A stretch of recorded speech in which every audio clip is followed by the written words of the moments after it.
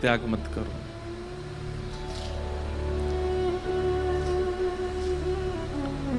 एक भगवान के परम भक्त थे केशवदास। क्या नाम था? केशवदास। तो श्री केशवदास जी का ऐसा चरित्र है कि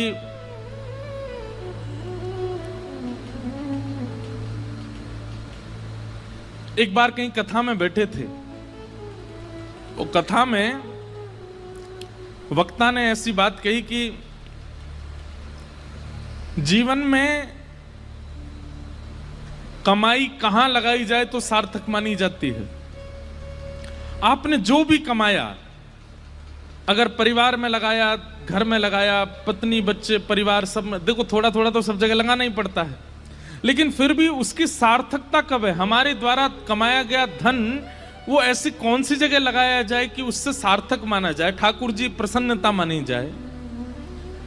वक्ता बोले कि अगर वो संतों की सेवा में लगा दिया जाए तो जितना अंश संत सेवा में लगता है उससे ठाकुर जी बड़े प्रसन्न होते हैं, वो सार्थक माना जाता है, वो पुण्य माना जाता है। आपकी कमाई करना भी सार्थक हो जाता है अगर संत सेवा बन रही है तो। बहुत ध्यान से सुनना।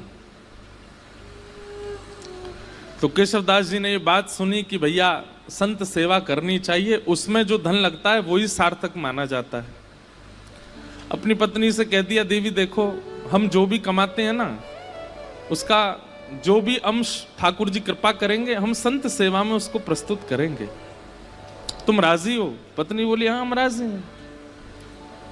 बंधुओं, भगवान की बहुत बड़ी कृपा मानिएगा कि आपका कोई संबंधी, कोई सगा ऐसा है जो भगवत सेवा करने में आपकी सहायता करता है। उस मित्र को कभी मत छोड़िएगा जो कथा में लेके आता हो। उस मित्र का कभी त्याग मत करना जो वृंदावन लेके जाता हो। वो बहन सबसे अच्छी है जो ठाकुर जी की सेवा करवाती हो। वो भैया सबसे अच्छे हैं जो प्रवचन सुनवाते हों। वो माता पिता सबसे अच्छे हैं जो ठाकुर जी की सेवा की आज्ञा देते हों। वो पति सबसे अच्छा है जो गुरु सेवा में संग लग जाता हो। अगर इन भावों से कोई भी संबंधी आपका है, चाहे वो बुआ जी हैं, फूफा जी हैं, चाचा हैं, ताऊ जी हैं, पति है, मित्र है, उस संबंध का त्याग मत कीजिएगा। चाहे वो जीवन में आगे चल करके भले ही पद भ्रष्ट हो जाए तो भी उसका त्याग मत कीजिएगा। वो कभी आपको कथा में लेके गया था, उसकी वजह से आपको कथा मिली थी, इसलिए उसका त्याग मत करना। तो सबसे बड़ा संबंधी, सबसे श्रेष्ठ संबंधी है। तो कई बार पति भक्त होते हैं पर पत्नी का स्वभाव नहीं होता, और पत्नी भक्त होती है, पति का स्वभाव नहीं होता। दोनों विपरीत होते हैं तो बहुत मुश्किल होती है फिर।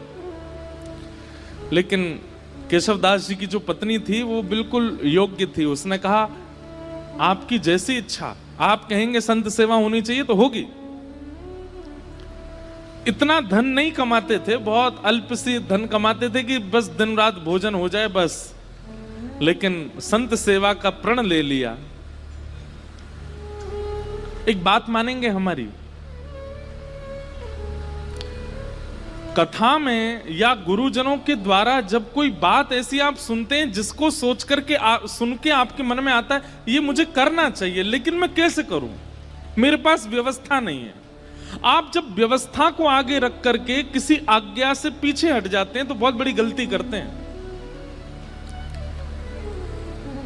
कोई आज्ञा ऐसी हुई, कोई बात ऐसी कथा में सुनी या गुरुजनों से सुनी, वो बात सुनकर के आपके मन में आया ये मुझे करना चाहिए, लेकिन मेरे यहां व्यवस्था नहीं है। व्यवस्था का विचार ही मत करो। जैसे ही आपको लगा कि मुझे करना चाहिए, आप करने लग जाओ। जिन महापुरुष से आपने सुना या जिस ग्रंथ की बात आप सुन के आए हो वो सामर्थ्य प्रदान करेंगे, व्यवस्था कर देंगे, आप बस लगना शुरू करो उसमें।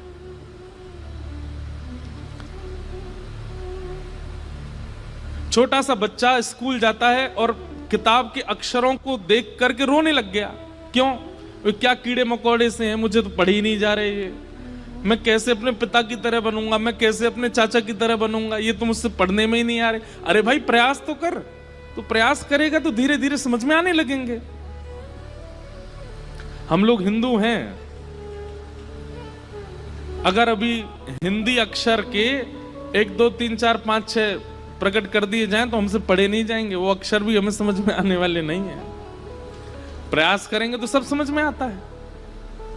इसलिए कभी कोई आज्ञा ऐसी आप सुनते हैं और उसके प्रति आपका भाव बनता है कि ये मुझे करना चाहिए। मान लीजिए किसी महापुरुष की वाणी से आपने सुना कि